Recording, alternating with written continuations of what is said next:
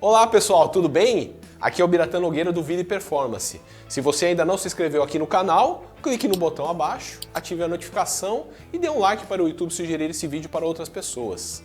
Hoje o meu convidado é o músico baterista Renato Almeida, um amigo que conheço há muitos anos e que tem uma carreira marcada pela grande paixão pelos Beatles. O Renato já participou de vários programas na TV aberta e por assinatura por causa da banda Hey Jude, que realiza espetáculos com orquestra, efeitos especiais, projeções e vários figurinos para reviver com fidelidade cênica e sonora todas as fases dos Beatles. Com os integrantes da Hey Jude, já se apresentou nos principais palcos do Brasil, já tocaram e gravaram no mitológico estúdio Abbey Road e se apresentaram 6 vezes no lendário Cavern Club em Liverpool. Além da Hey Jude, o Renato é sideman de várias bandas e artistas de outros estilos musicais. Como estamos morando em estados diferentes, o Renato respondeu as minhas perguntas nesse vídeo que você assiste agora. Olá pessoal que acompanha o canal Vida e Performance, meu nome é Renato Almeida, conheço o Bira já há bastante tempo e é um grande prazer estar aqui para falar sobre música, bateria e Beatles, que são as minhas paixões. Renato, fale para o nosso público como foi a sua relação com a música desde as primeiras lembranças e que momento você decidiu seguir profissionalmente na carreira. Cara, eu tenho muitas lembranças bacanas e a música me proporcionou muitas coisas legais, como algumas viagens ao exterior. No Japão, por exemplo, eu pude ficar 6 meses lá tocando música brasileira. Tive algumas experiências na Inglaterra também. Aqui no Brasil eu gravei bastante gente com vários estilos musicais diferentes. Como sideman, acompanhei, por exemplo, o Rich, onde pude dividir palco também com Kid Vinil, Kiko Zambianchi, com a Blitz, dentre outros, né? E na Inglaterra eu lembro lá de Abbey Road, por exemplo, onde tive oportunidade de gravar.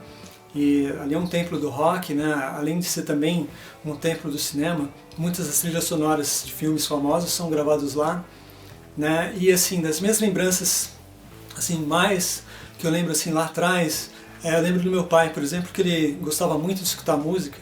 Então ele tinha uma coleção de vinis, e isso me influenciou muito. Mesmo não tendo músicos na família, ali foi o ponto onde eu comecei a gostar assim, mais de música, né? E lá em 83, quando eu tinha 10 anos, eu lembro da turnê do Kiss, quando eles vieram pra cá divulgar o álbum Creators of the Night, e aquilo foi muito marcante pra mim. Eu pedi esse disco pro meu pai, só com 10 anos já escutando rock and roll, e ali foi onde eu decidi que realmente queria ser baterista. Fiquei assim apaixonado pela bateria do Eric Carr e ficava acompanhando com as minhas baquetas imaginárias. E daí pra frente, todos os discos que eu ouvia, procurava escutar a bateria. Então eu tive, entre aspas, vários professores desses discos, né? E depois disso eu tive a oportunidade de tocar numa banda com uns amigos, sobrou uma vaga para baterista. E lá eu tive o primeiro contato realmente com o instrumento, né? E ali eu pude tocar várias músicas assim da época. A gente está falando de anos 80, onde tive adolescência, e nesse período o rock and roll aqui no Brasil estava estourando. Então eu lembro, por exemplo, do álbum Cabeça de Dinossauro dos Titãs, que foi um disco que eu escutei muito, quase furei o disco de tanto tocar e escutar, né? Mas eu sentia a necessidade de estudar com um professor de bateria. E nessa época eu tive a oportunidade de estudar com o professor Duda Neves. Ele estava dando um curso de bateria no Centro Cultural São Paulo, um curso gratuito. E o Duda é um cara assim, ele foi considerado um dos melhores bateristas do mundo, né? Naquele período. Ele tinha uma turnê com a Rigo Barnabé na Europa. E veio pra cá, e assim que ele veio, ele deu esse curso, e pra mim foi fundamental também, porque a partir desse curso de bateria eu decidi que realmente queria viver de música, né? Aí fui estudar com outros professores, e tive experiências com várias bandas, com banda de baile, né? Mas mesmo assim eu sentia a necessidade de conhecer um pouco mais, e sempre estava em busca de outros cursos, e aí eu fui estudar na ULM. Lá eu fui estudar percussão erudita, na ULM. E depois fui para a Escola Municipal de Música, onde fiquei mais tempo, fiquei uns 3 anos lá. Lá eu tive aulas com a Elizabeth Del Grande, né, com aulas de percussão erudita. Tive aulas de teoria com Naomi Munakata, dentre vários outros professores, grandes professores, aliás, que tem na escola, né. E nesse período também eu fiz minha faculdade, fiz faculdade de artes, com licenciatura em música. E ainda fui bolsista da Banda Sinfônica Jovem. A gente fez uma montagem muito legal do Viagem ao Centro da Terra, né? Foi apresentado no Memorial da América Latina nessa época, dentre outras apresentações, outros concertos, né? E nessa época também toquei na orquestra da escola, né? e foi uma época muito legal, muito rica de estudos, assim. Aí depois disso, né, eu tive a oportunidade de ir ao Japão, aí eu toquei com o Rich, aí fui para os estúdios de gravação e tudo mais. Então eu tenho muito a agradecer, né, a música realmente me proporcionou muitas coisas legais e tenho muitas boas lembranças. Como é participar de uma banda que representa de forma fiel os integrantes dos Beatles em todas as fases, desde a concepção do figurino até o investimento com os instrumentos das mesmas marcas e modelos? Bom, esse tipo de trabalho de tributo é muito bacana e a gente leva muito a sério, né, com a banda. Em primeiro lugar, a gente é muito fã de Beatles, né? E a gente tem toda uma preocupação com algumas coisas, por exemplo, com os arranjos originais, né? Também com a interpretação de cada personagem, digamos assim, né? Aí tem os instrumentos que a gente usa, instrumentos iguais, né? Mesmo modelo e marca, e também com os figurinos, né? Então, é uma grande responsabilidade fazer um trabalho como esse, porque a gente está interpretando uma das maiores bandas de todos os tempos, né? E para isso a gente estuda bastante. Então a gente assiste muito vídeo, lê muitos livros para entender o processo de composição, para facilitar na interpretação dos shows, né?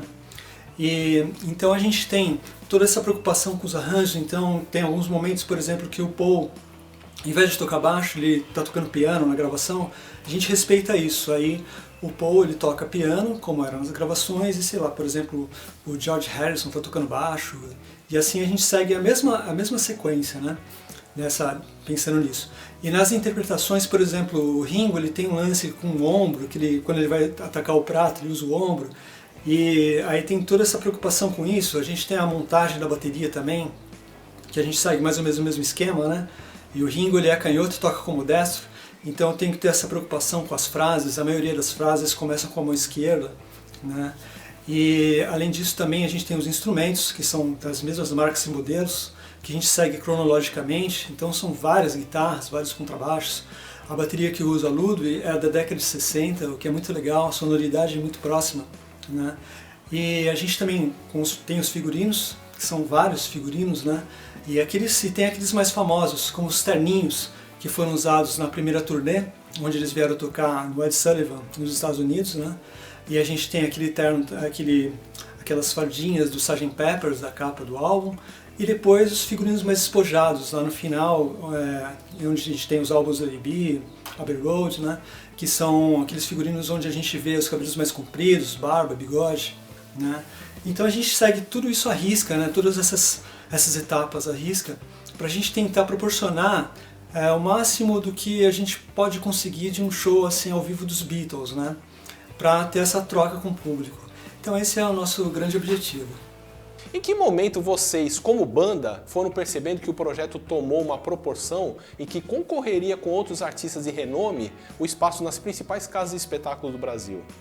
Bom, a gente vinha fazendo shows com toda essa riqueza de detalhes, e isso chamou a atenção de pessoas bacanas que vieram se somar ao projeto, alguns investidores, empresários, né? E aí a partir daí a partir daí vem o All Needs Love, né?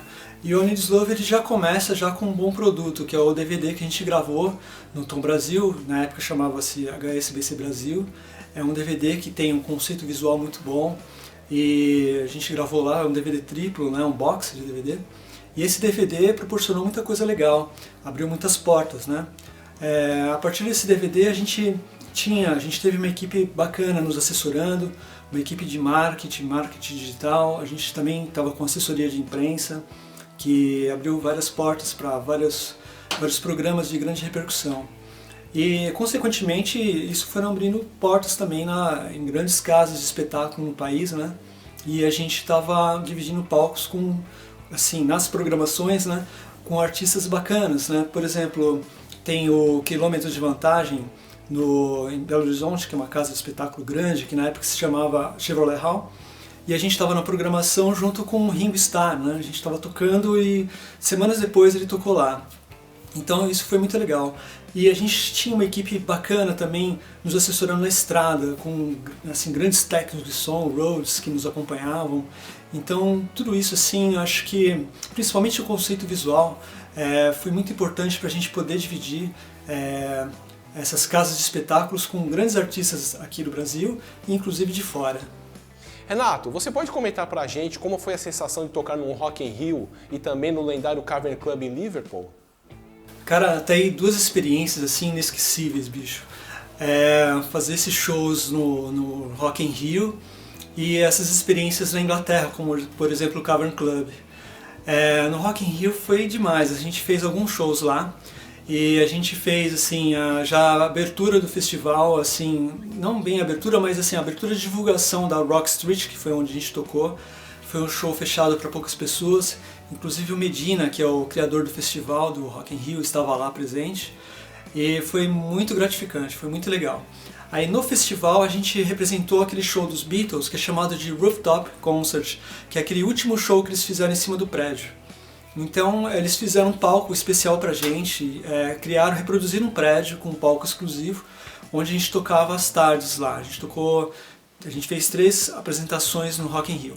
E era uma correria, porque a gente tocava à tarde no Rock in Rio e à noite a gente ia tocar no Oi Casa Grande. Então foi muito legal, foi bem corrido, mas foi demais, assim. Sem falar no calor, né, de 40 graus com aquelas roupas de inverno britânico, né, mas foi muito legal. E as experiências da Inglaterra foram fantásticas também. A gente teve a oportunidade de gravar um DVD, na verdade 2 DVDs na Inglaterra. E dentre essas gravações a gente gravou no Cavern Club. Mas eu já vinha tocando, isso eu estou falando de 2013, né, que a gente gravou lá. Mas eu já tinha tocado já em 2000 e 2001 no Cavern Club e a gente teve várias experiências legais lá, como por exemplo quando a gente encontrou o Alan Williams, que foi o primeiro empresário dos Beatles, e a gente numa conversa de camarim assim, daqui a pouco ele fala, pô, acho que está na hora de vocês subirem, né? Aí a gente tocou, tal, normal, fizemos o nosso show. Depois conversando, poxa, imagina quantas vezes o Alan Williams falou isso para os Beatles, né? Então foram experiências fantásticas, assim, com pessoas que conviveram com os Beatles na época que eles tocavam lá, né? E a gente também teve uma experiência bacana nos estúdios Abbey Road em Londres, né? Onde a gente teve a oportunidade de gravar também, né? E lá a gente pôde usar instrumentos, né, como pianos, órgãos, assim, e microfones também, que foram usados pelos Beatles. Então a gente fez todo um estudo, né, para ver posicionamento, para ver quais microfones que foram usados, né, para tentar seguir o máximo que a gente pudesse, seguir à risca o mesmo esquema de gravação que eles faziam na época, né. Então, assim, foram 2 experiências fantásticas, né, tocar num festival tão grandioso como o Rock in Rio, né, e essas oportunidades que a gente teve na Inglaterra. Renato, por fim, fale sobre seus projetos atuais, além da Hey Jude, e também sobre seus futuros projetos. Bom, atualmente eu continuo com o Hey Jude, onde a gente faz esse tributo aos Beatles, e a gente sempre está em busca de desafios, como por exemplo foi o show que a gente fez em homenagem ao álbum Sgt. Pepper's, do qual a gente teve participação de orquestra e orquestra indiana com seus instrumentos característicos, como tabla, sitar, etc. E o nosso desafio atual é fazer o álbum Abbey Road, né, que está completando seus 50 anos, e é um álbum bastante complexo de ser feito ao vivo e a gente está fazendo isso com muito carinho, está preparando esse show com muito carinho. E a gente vai estar estreando agora no dia 17 de outubro no Teatro Bradesco aqui em São Paulo, né? E além disso a gente também participa de um projeto interessante que se chama O Segredo das Músicas dos Beatles, é um projeto do jornalista e escritor Ricardo Alexandre. Nele a gente vem contando a história dessas músicas desde 57 até o final da trajetória dos Beatles. Temos também um espetáculo voltado ao público infantil chamado Beatles for Kids, que é muito legal, assim, tem muita interação, tem um telão onde conta a história dos Beatles, e é bem legal para o público de todas as idades, né? E para quem quiser conhecer nosso trabalho é só buscar nas redes sociais por Jude Oficial, Jude Oficial, ou Beatles for Kids usando o numeral 4. Bom, e eu também tenho os meus outros trabalhos paralelos, como o Sideman, né? Continuo acompanhando alguns artistas, venho como músico de estúdio, né? Acompanho outros tributos já há algum tempo, né? Atualmente venho acompanhando o tributo aos Bee Gees e aos Carpenters também, né? Tenho um trabalho de workshop onde falo sobre a musicalidade do Ringo, né? Agora pretendo voltar a dar aulas de bateria, fiquei um período grande sem dar aulas, eu quero voltar a dar aulas, porque eu acho que é bacana essa coisa de compartilhar o conhecimento, né? E também estou com um trabalho autoral, que eu estou muito feliz com ele, venho num processo de composição agora, e em breve estarei colocando nas plataformas digitais. Aí quem quiser conhecer um pouco do meu trabalho, é só buscar por Renato Almeida SP nas redes sociais. Bira, agradeço muito aí o espaço, muito legal, estou muito contente de participar dessa entrevista.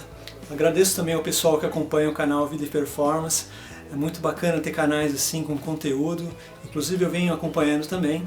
E tenho muita gente a agradecer também, vários amigos da minha família, que sempre me ajudou nos momentos de dificuldade. Afinal, viver de música no país é muito difícil, não só de música, mas de artes, né? É muito complicado. E eu vou deixar uma última mensagem aí, eu acho que tem duas palavras que todo mundo usa muito, né? Mas se a gente usar realmente a essência de cada uma dessas palavras, tenho certeza que a gente vai ter uma vida muito melhor. Então, como o Ringo Starr vem falando, peace and love, paz e amor, e vamos usar essas palavras de verdade. Valeu pessoal, um grande abraço.